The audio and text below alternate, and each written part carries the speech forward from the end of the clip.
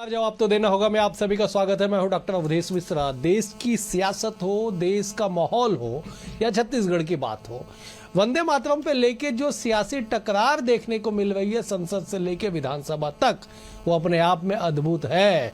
और सवाल उठने लगा है कि आखिरकार वंदे मातरम पे इतनी सियासत क्यों?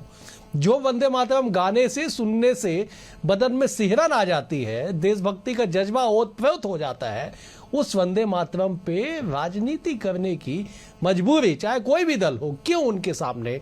आज इसी गंभीर सवाल के जवाबों को टटोलेंगे कि आखिरकार क्या वजह है कि वंदे मातरम जैसे गीत पे भी हम राजनीति को प्रत्यक्ष रूप से देख पा रहे हैं। लेकिन उससे पहले देखिए ये खास रिपोर्ट। छत्तीसगढ़ विधानसभा के शीतकालीन सत्र के अंतिम दिन सदन का माहौल राष्ट्रभक्ति के रंग में रंग गया। मंच बना राष्ट्रगीत वंदे मातरम और सियासत अपने पूरे तेवर में नजर आई। सत्ता पक्ष और विपक्ष दोनों ही खेमों के विधायक चर्चा में पूरे दमखम के साथ अपनी अपनी बात रखते नजर आए।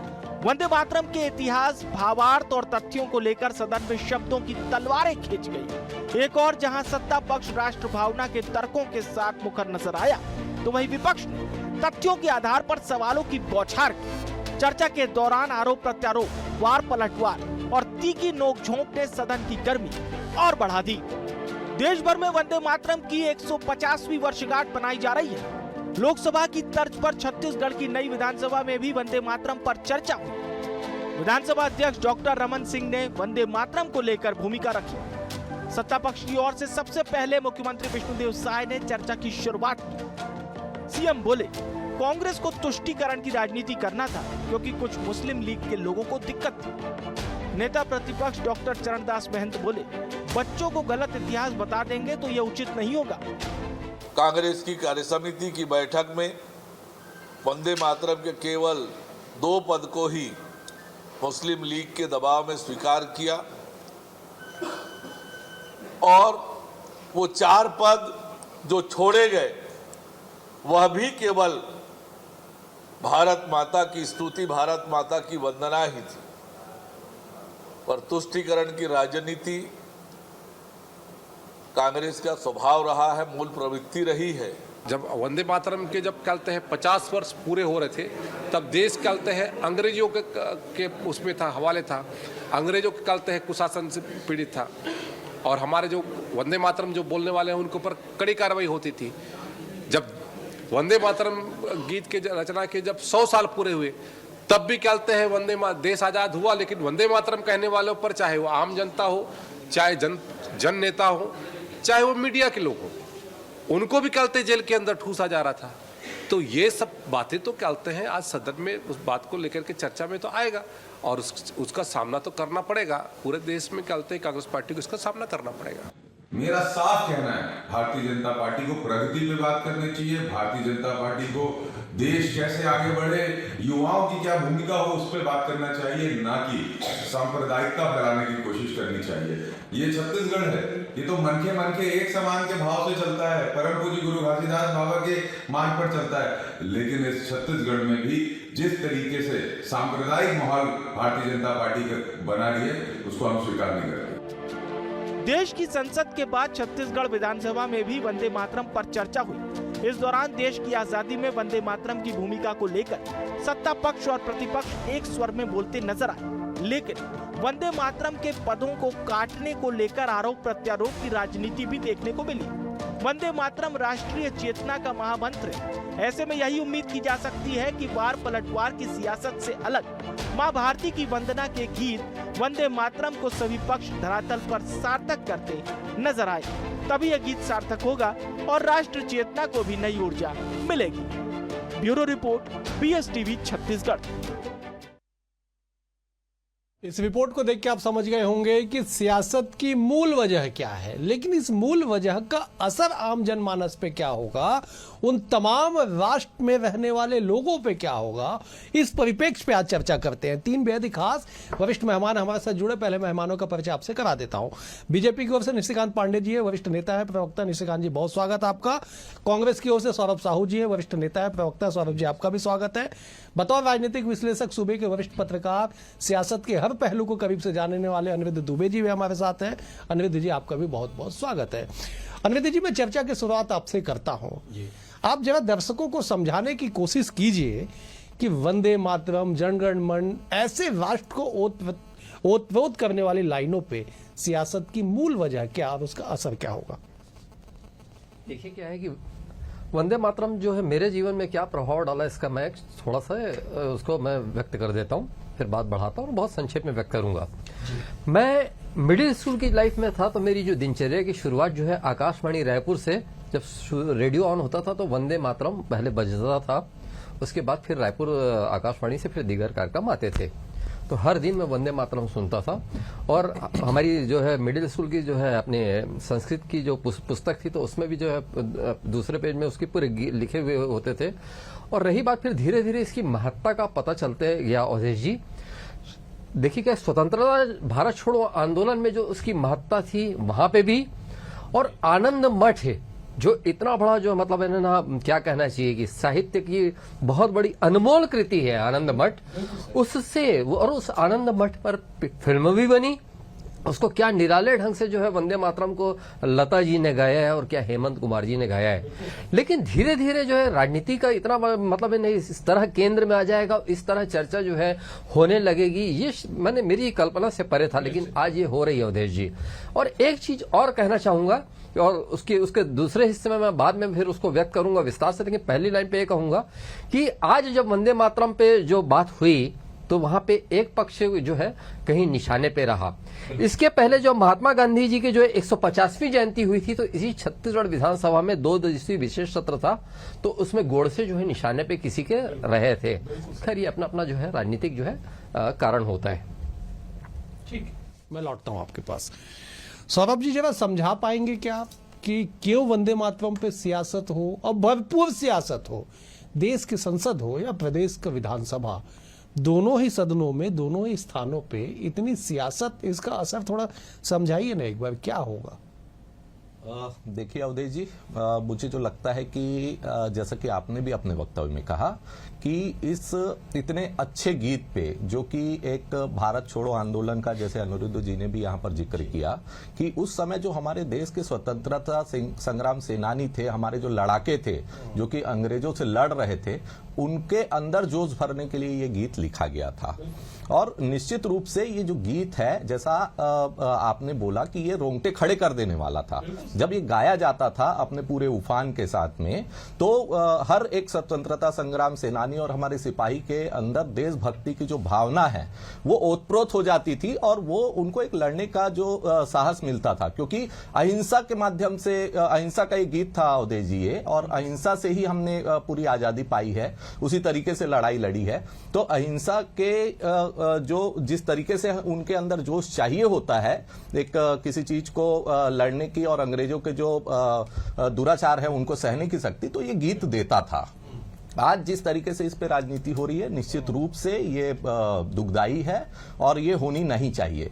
मुझे तो इसका जो मूल कारण लगता है, अगर केंद्र की मैं बात करूं, तो आने वाला जो समय है वो बंगाल में चुनाव है, और मोदी जी ने इसकी जो शुरुआत की संसद में, इसके लिए जो विशेष चर्चा का जो प्रावधान रखा या आयोजन रखा, मुझे लगता है कि बंगाल के चुनाव में कहीं ना कहीं वो इस बात का फायदा उठाना चाहते हैं। इस वजह से उन्होंने इस पर एक विशेष चर्चा रखी। चर्चा करें, लेकिन जो इतिहास है उसको तोड़ मरोड़ करके प्रस्तुत ना किया जाए, जो उसका मूल स्वरूप है उसमें रहने दिया जाए।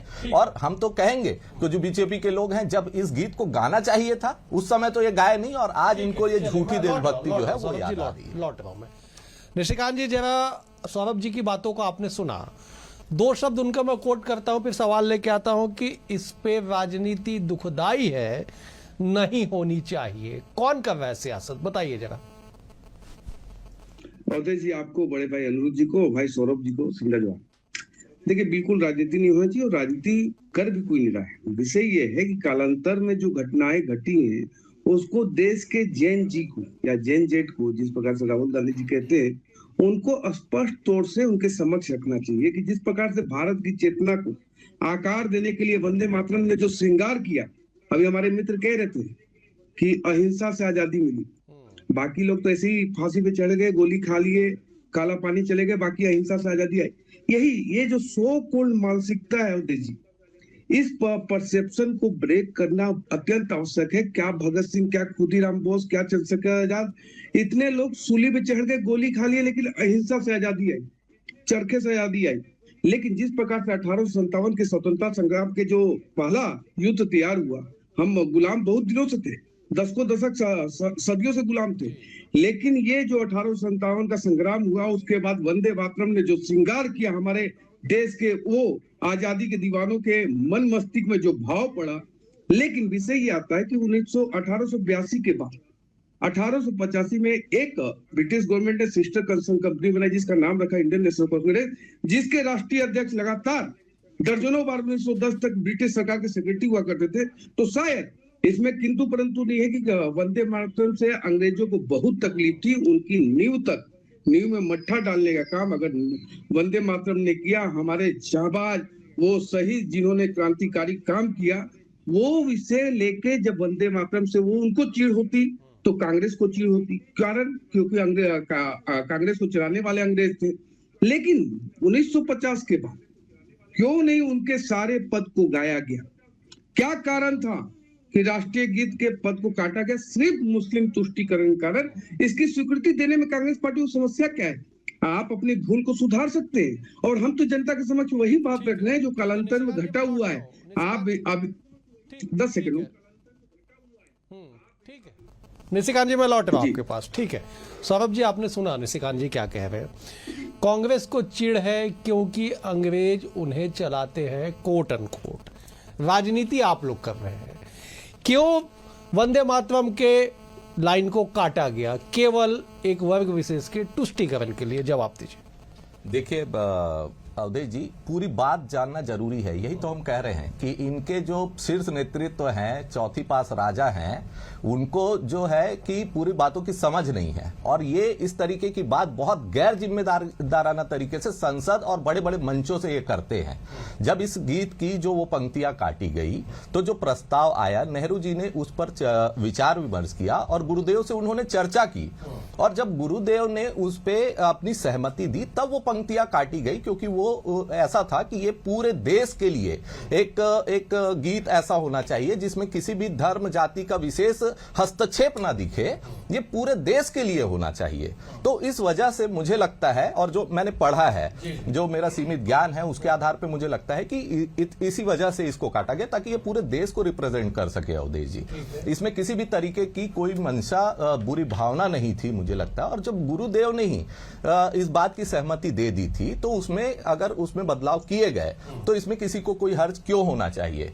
आप देखिए कि आरएसएस के लोग और इनके जो पितृ संगठन है बीजेपी, ये तो आजादी के आंदोलन में कहीं पर भी हिस्सा लिए नहीं और कहीं पर भी इनका कोई योगदान नहीं। अंग्रेजों से पेंशन ये लेते थे, अंग्रेज तो इनको चला रहे थे, इनके संगठन को चला रहे थे। अपने आजादी के 50-55 साल तक इन्होंने अपने कार्यालय में तिरंगा नहीं फहराया, और कहीं पर भी जब वहां 3 लड़कों ने तिरंगा फहराया तो एफआईआर भी इन्होंने ही दर्ज कराई। तो आप ये देखिए कि ये देशभक्ति का सिर्फ दिखावा कर रहे हैं। और हमारा जो कांग्रेस है और कांग्रेस के जो सारे शीर्ष नेतृत्व हैं, आप देखिए कि आजादी के आंदोलन में उन्होंने बढ़ चढ़कर हिस्सा लिया, वंदे मातरम गाया भी, उसको जिया भी, और सूली पर भी चढ़ गए हमारे जो क्रांतिकारी सेनानी है वो वंदे मातरम गाते गाते। तो ये इनकी मंशा दिखती है साफ साफ। राजनीति पूरी तरह से ये कर रहे हैं, और ये निश्चित रूप से दुर्भाग्य है कि ये जो इतिहास है उसको तोड़ मड़ोड़ करके पूरे देश के सामने प्रस्तुत कर रहे हैं और बरगलाने का प्रयास कर रहे हैं। ठीक है अनिरुद्ध जी, मैं तो चाह रहा था कि निशिकांत जी जवाब दे, लेकिन फिर दो पक्षी हो जाएगा। जब एक बार समझाइएगा इसका असर क्या होगा, खास करके उन लोगों पे, उन युवाओं पे जो कि भारत देश युवाओं का देश है, उन पे असर क्या होगा कि साहब वंदे मातरम की लाइनें काट दी गई, किसके दबाव में काटा गया, किसका प्रस्ताव था, सब चीजें हैं, राजनीति हो रही है। इसका असर मैं जानना चाहता हूं, दर्शक जानना चाहते हैं कि असर क्या होगा आज के जनरेशन पे कि वंदे मातरम पे हम चर्चा कर रहे हैं।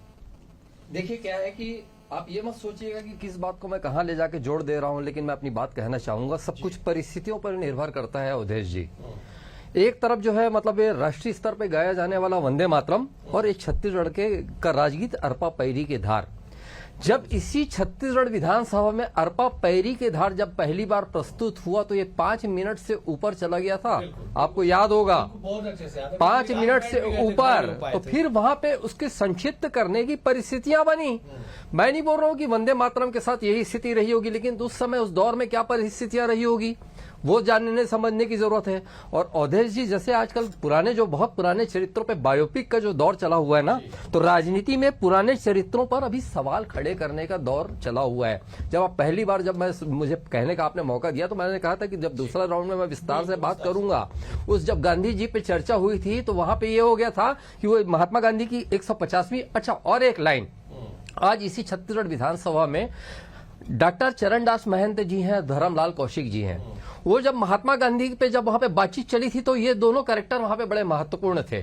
आज नेता प्रतिपक्ष जो डॉक्टर चरणदास महंत जी हैं तब तत्कालीन विधानसभा में के अध्यक्ष थे और धर्मलाल कौशिक जी वहां पे तत्कालीन विधानसभा में नेता प्रतिपक्ष थे। ये दो लोगों की बात करना चाहूंगा। जब गांधी जी का सत्र चला तो वहां पे गांधी जी से ज्यादा चर्चा गोडसे पे हुई थी और वहां पे धर्मलाल कौशिक जी को वहां पे कहना पड़ गया था, जो नेता प्रतिपक्ष थे उस दौर में पिछले शासनकाल में, कि अगर के इतने ही हैं तो वहां पे गोडसे में भी विशेष सत्र रख लें।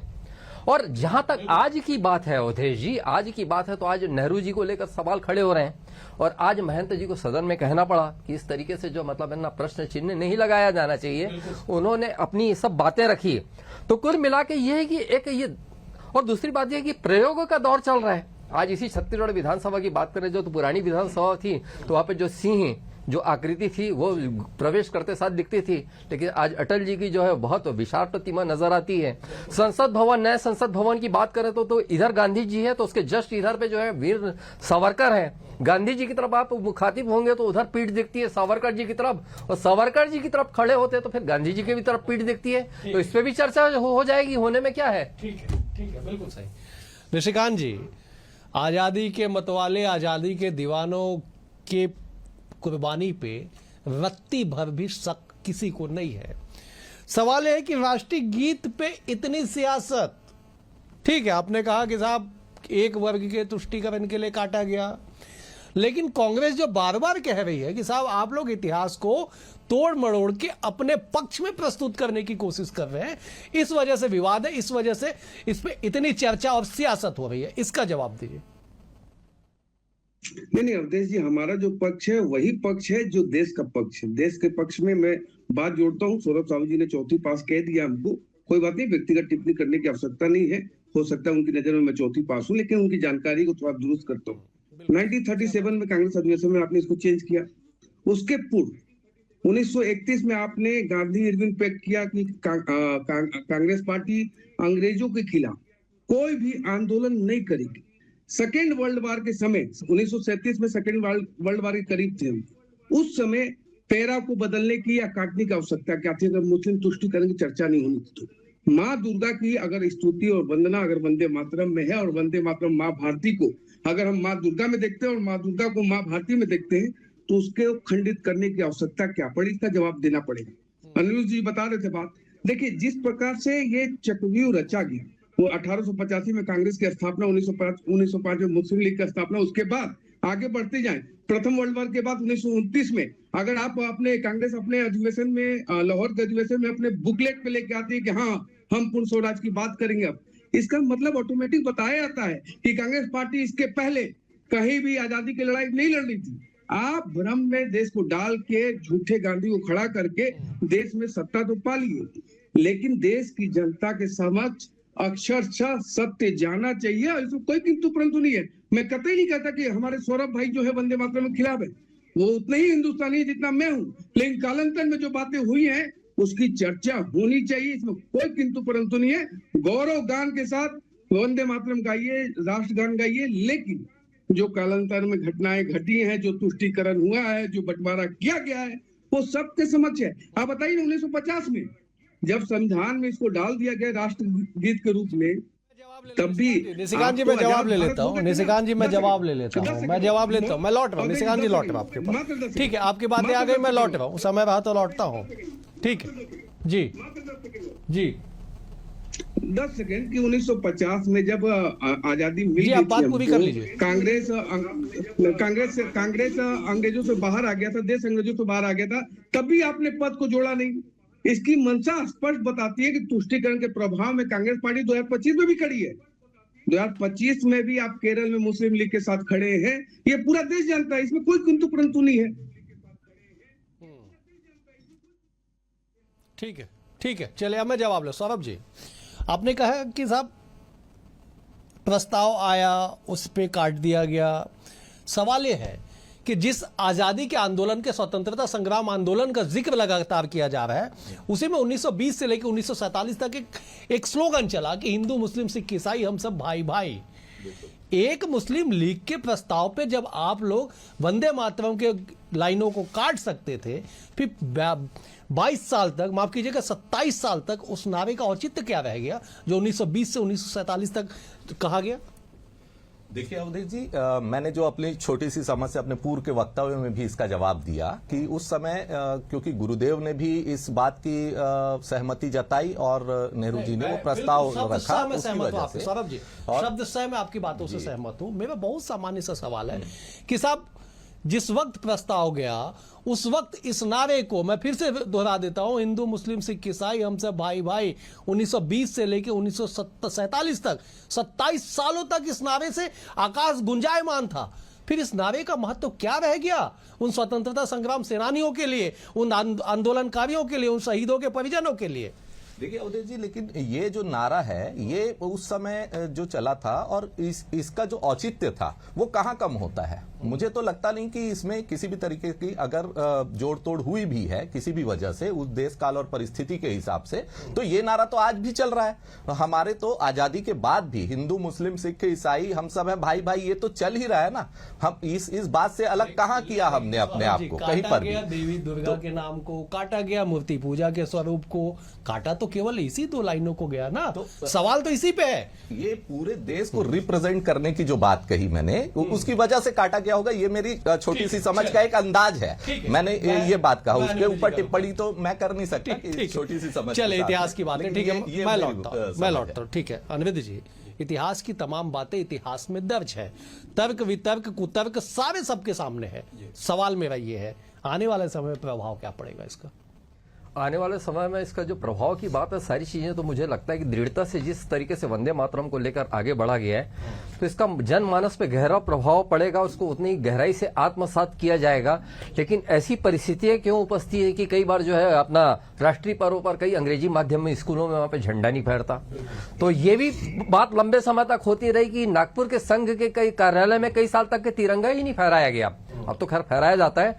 तो ये चर्चाओं का दौर है, आते रहेगा जाते रहेगा। लेकिन आपने वंदे मातरम को लेकर चूंकि बात आपने पूछी है, तो इसके दूरगामी परिणाम देखने को मिलेंगे और बिल्कुल सकारात्मक देखने को मिलेंगे, और इसकी स्वीकार्यता है और आगे भी रहेगी। अवधेश जी, ठीक है, स्वीकार्यता थी, है और आगे भी रहेगी। सबसे महत्वपूर्ण लाइन यही है। फिलहाल इस चर्चा में इतना ही। आप तीनों मेहमानों का बेहद शुक्रिया। निशिकांत जी आपका शुक्रिया, सौरभ जी आपका शुक्रिया, निवेदित जी आपका भी बहुत बहुत शुक्रिया। कुल मिला के इस बात को समझिए कि वंदे मातरम गीत नहीं, भावना है। वंदे मातरम कोई लाइन नहीं, उसको आत्मसात करने की, जीने की एक वजह है। अगर उस पर भी सियासत होगी तो दुर्भाग्य है कि सियासतदान केवल सियासत की ओर आगे बढ़ते हैं। फिलहाल आज इस कार्यक्रम में इतना ही। कल एक और विषय के साथ होगी मुलाकात। बने रहिए BS टीवी के साथ। नमस्कार।